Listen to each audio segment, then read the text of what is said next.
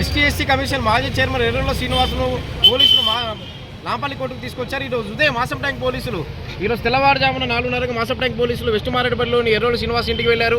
అయితే కౌశిక్ రెడ్డి గతంలో బంజారాహిల్స్ పిఎస్లో ఫిర్యాదు చేసేందుకు వెళ్లి సీఐతో దురుసుగా ప్రవర్తించిన సంగతి తెలిసిందే. దీనిపై కౌశిక్ రెడ్డితో పాటు ఎర్రోల శ్రీనివాస్పై కూడా కేసు నమోదైంది. ఈ కేసుకు సంబంధించి గతంలో కౌశిక్ రెడ్డిని పోలీసులు అరెస్ట్ చేశారు. అయితే ఎర్రోల శ్రీనివాస్ కూడా నోటీసులు ఇచ్చేందుకు ఇవాళ ఉదయం తెల్లవారుజామున 4:30 గంటలకు మాసం ట్యాంక్ పోలీసులు వెస్ట్ మారేడుపల్లిలోని ఎర్రోల శ్రీనివాస్ ఇంటికి వెళ్లారు.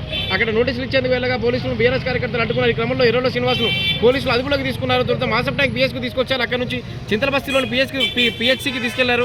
అక్కడ వైద్య పరీక్షలు చేయించారు. ఆ తర్వాత అక్కడ నుంచి ఉస్మానియా హాస్పిటల్కి ఎర్రోల శ్రీనివాసం తీసుకెళ్లారు.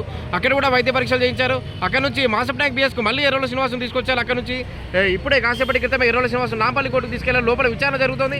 అయితే ఎర్రోల శ్రీనివాసపై నమోదైన కేసు కారణంగా కోర్టు మరి 14 రోజులు రిమాండ్ విధించనుందా లేకపోతే ముందస్తు బెయిల్ కోరే అవకాశం ఉందా అన్నది తేలాల్సి ఉంది. లోపల విచారణ జరుగుతుంది.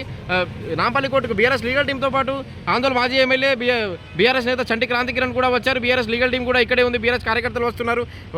మరి కాసేపట్లో మాజీ మంత్రి బీఆర్ఎస్ శ్రీరాములు హరీష్ రావు కూడా ఇక్కడ చేరుకున్నట్టు సమాచారం. లోపల ప్రస్తుతానికి అయితే విచారణ కొనసాగుతోంది. కెమెరామెన్ సాయితో వంశీ, పల్లవి టీవీ, నాంపల్లి కోర్టు.